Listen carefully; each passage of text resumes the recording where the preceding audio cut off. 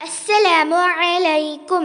Today I am going to recite Surah Kahf, ayah number 57 and 58. What's meaning? أعوذ بالله من الشيطان الرجيم. ശപിക്കപ്പെട്ട പിശാചിൽ നിന്ന് ഞാൻ അള്ളാഹുവിനോട് അഭയം തേടുന്നു.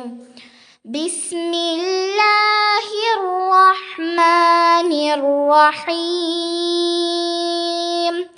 പരമകാരുണികനും കരുണാനിധിയുമായ അള്ളാഹുവിൻ്റെ നാമത്തിൽ. വമൻ അദ്ലമു മിമ്മൻ ذُكِّرَ بِآيَاتِ رَبِّهِ فَأَعْرَضَ عَنْهَا وَنَسِيَ مَا قَدَّمَتْ يَدَاهُ إِنَّا جَعَلْنَا عَلَى قُلُوبِهِمْ أَكِنَّةً أَن يَفْقَهُوهُ وَفِي آذَانِهِمْ وَقْرًا وَإِن تَدْعُهُمْ إِلَى الْهُدَى فَلَن يَهْتَدُوا إِذًا أَبَدًا. തൻ്റെ റബ്ബിൻ്റെ ആയത്തുകൾ ദൃഷ്ടാന്തങ്ങൾ മുഖേന ഉത്ബോധനം നൽകപ്പെട്ടിട്ട് അവയെ വിട്ടുതിരിഞ്ഞു കളയുകയും തൻ്റെ കൈകൾ താൻ മുമ്പ് ചെയ്തു പോയിട്ടുള്ളതിനെ ദുഷ്കർമ്മങ്ങളെ മറന്നുകളയുകയും ചെയ്തവരെക്കാൾ അക്രമി ആരാണുള്ളത്?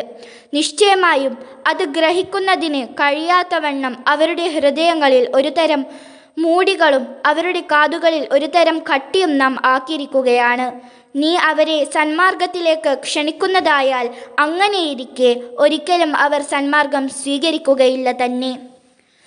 വറബ്ബുകൽ ഗഫൂറു ദുർ റഹ്മ ലൗ യുആഖിദുഹും ബിമാ കസബൂ ലഅജ്ജല ലഹുമുൽ അദാബ് ബൽ ലഹും മൗഇദുൻ ലൻ യജിദൂ മിൻ ദൂനിഹി മൗഇലാ. നിന്റെ രക്ഷിതാവ് ഏറെ പൊറുക്കുന്നവനാണ്, കരുണയുള്ളവനാണ്. അവർ ചെയ്തു കൂട്ടിയതിന് അവരോട് അവൻ നടപടിയെടുക്കുകയായിരുന്നുവെങ്കിൽ അവർക്ക് അവൻ ശിക്ഷ തൽക്കഷ്ണം തന്നെ കൊടുക്കുമായിരുന്നു. പക്ഷേ അവർക്കൊരു നിശ്ചിത സമയമുണ്ട്. അതിനെ വിട്ട് യാതൊരു രക്ഷാവലംബവും അവർക്ക് കിട്ടുന്നതേ ഇല്ല.